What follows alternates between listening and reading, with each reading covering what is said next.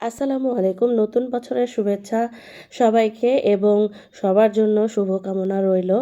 তো আজকে এই ভিডিওটা আজকের না 31st নাইটের কখনোই মানে পালন করি না।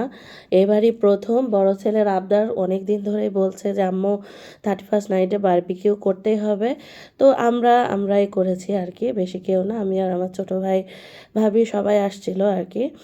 তো এখানে আমি আজকে আপনাদেরকে একদম ঘরে থাকা মশলা দিয়েই এই বারবিকিউ করে দেখাচ্ছি। তো চিকেনটাকে এভাবে আগে মানে কেটে নিয়েছি আর ভিতর দিয়ে দেখতেই পাচ্ছেন কতবার করে কেটে নেওয়া হয়েছে। আর ঘরে থাকা সমস্ত মশলা আমি এখানে দিয়ে দিচ্ছি।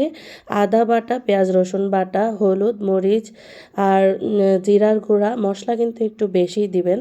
আর লবণটা কিন্তু কম দিতে হবে যেহেতু ম্যারিনেট করে লং টাইম রাখা হবে। তো সব কিছু দেওয়ার পরে এখানে আমি বলেই নিয়েছি যে আমি কিন্তু কোনো বারবিকিউ মশলাও দিই নাই।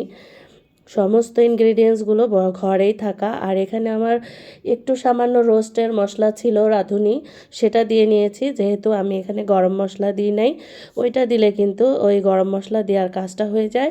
আর এখানে একটু বেশি করে টমেটো সস দিয়ে নিয়েছি আর ১ পিস লেবু দিয়ে নিচ্ছি আর সয়া সসটা একটু বেশি করে দিবেন। এটাতেই কিন্তু বারবিকিউর ফ্লেভারটা আসবে আরকি।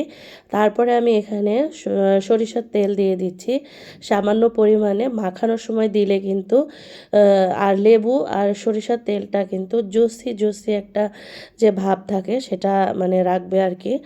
তো এরপরে খুব ভালো করে মেখে নিতে হবে একদম যে কাটা রয়েছে মাংসগুলো সব কিছুর মধ্যে এভাবে করে মানে ঢুকিয়ে দিতে হবে। এরপরে যেটা দিব আমি কক্সবাজারে দেখেছি যে এভাবে করে ম্যারিনেশন করে আর এভাবে ধনিয়া পাতাটা দেয়।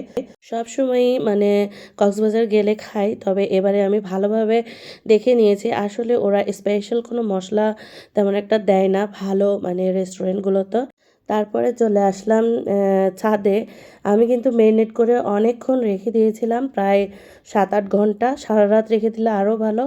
বারবিকিউ করতে একদম টাইম লাগবে না। তো এখানে ছাদে সবাই চলে আসছে বাচ্চারা সহ। এটা আমার ছোট ভাই আর ওদের বাবা।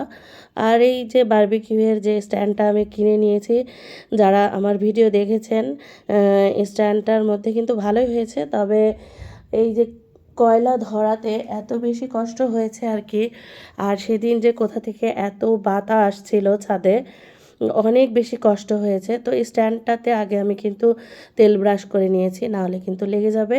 তারপরে একটা করে দিয়েছি আর ওইভাবে তেল ব্রাশ করে নিতে হবে। আবার মশলা যেগুলো ওই যে বলেছিলাম যে একটু বেশি করে মশলা দিবেন, বাকি মশলাটা কিন্তু বারে দিয়ে নিয়েছি। এপার ওপার উল্টে ভেজে নিয়েছি। এখানে মানে লাইটের আলোটা কম জন্য একটু কালো দেখা যাচ্ছে আর কি।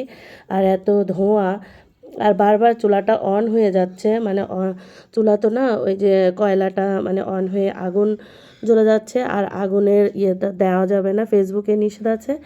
তো এটাতে ফেসবুক মামু আবার ইস্যু দিয়ে দিবে, যার কারণে বেশি ভালো করে দেখাতে পারলাম না। তো এটা হলো ফাইনাল লুক। অনেক বেশি মজার হয়েছে, আপনারা এভাবে ট্রাই করবেন। তো আজকে এই পর্যন্তই। ভালো থাকবেন সবাই। আল্লাহ হাফেজ।